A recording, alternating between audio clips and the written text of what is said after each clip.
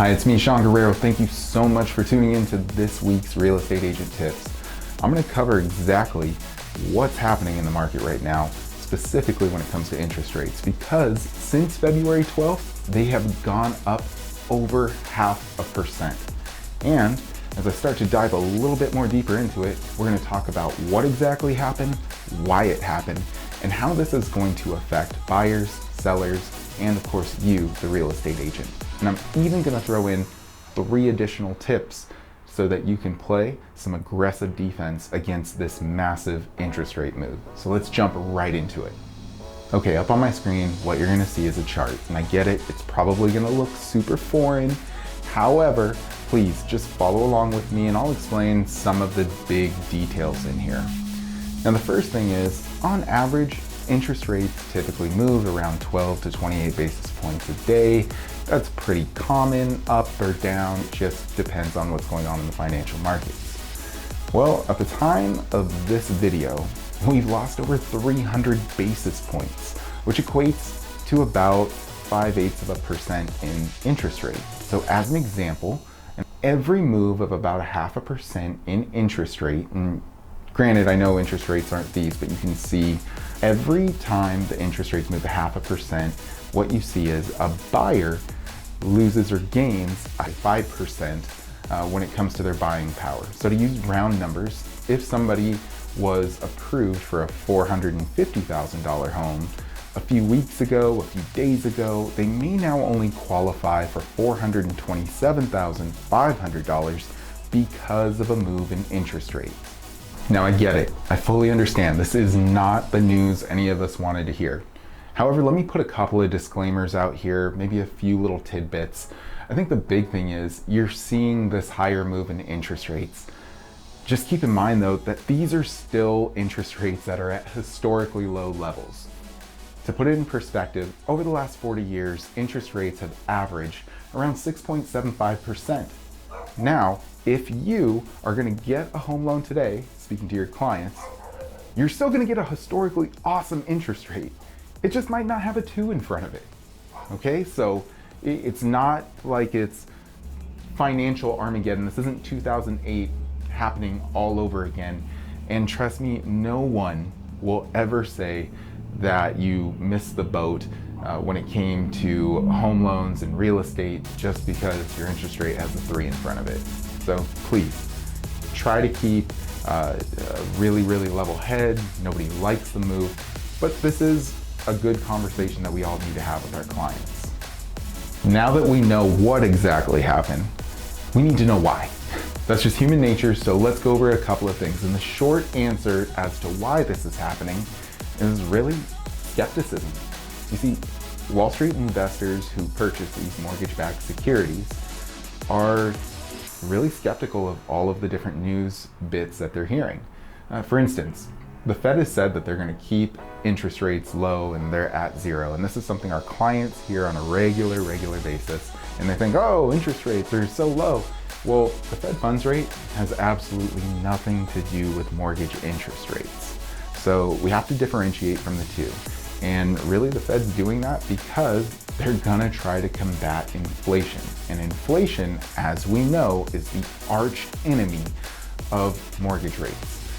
Now, something that should have triggered interest rates to get better is that, well, the Fed has said, we actually think the unemployment numbers are worse than what's currently being reported. You know, instead of being in the 6s, it should probably be more in the 10s. Additionally, there's 2 massive stimulus plans that are on the way, even affecting minimum wage and what they're going to do with the money, all of that stuff. And like I said, it is promoting additional fears of inflation. Long story short, again, these investors who purchase these mortgage-backed securities, they're definitely not feeling it. They're very skeptical, and hence why interest rates have started to go up. Now let's cover exactly how the 3 different parties, being buyers, sellers, and real estate agents, are all going to be affected through this. Now again, if we go back to that chart, imagine if interest rates go from 2.75 to 3.75, A move like that means 10% less house. So a $450,000 pre-approved client could easily go down to $405,000 in this scenario. So please keep that in mind. And again, we're going to go into 3 tips you can do in the form of playing aggressive defense against these rate moves. So let's go on to sellers. The multiple offer scenario is still going to be there. I believe Redfin has said that 70% of all homes are in multiple offer situations. So you may see less above asking price offers and more requests for closing costs and even some deals potentially falling out of escrow. And this is especially important if you have somebody that's doing a contingent sale. Now, as for real estate agents, you're going to deal with some of the more difficult conversations and possibly go without those numerous above asking price offers. You may also have to deal with some appraisals coming in a little lower as a result of the comps not being there because people aren't paying over asking price. Now that we have how it's going to affect people, let's talk about what you can do in order to play some aggressive defense against these massive interest rate swings. So the first thing you want to do is your clients who are currently pre-approved, you want to have that conversation with them and let them know, hey, as your real estate agent, it's my job to keep my ear to the ground and let you know what's going on. I know that we're looking at these houses. However, I want you to have a conversation with your lender. Make sure you touch base with them that your pre-approval number hasn't adjusted because, you know, we've been looking at houses for a long time and, well, interest rates may have made a move on your specific loan program. So let's see if you've been affected any. So that's how you can take care of the pre-approved clients. For the clients that are under contract, it doesn't matter if you're the listing agent or the buyer's agent, have the conversation with the lender and say, hey, is the loan locked? Everything cool with that? Are we gonna need an extension on the lock? When does it expire? Have some communication around that so that we can make sure that that deal doesn't fall out of escrow. Next, we're gonna go ahead and talk to the sellers.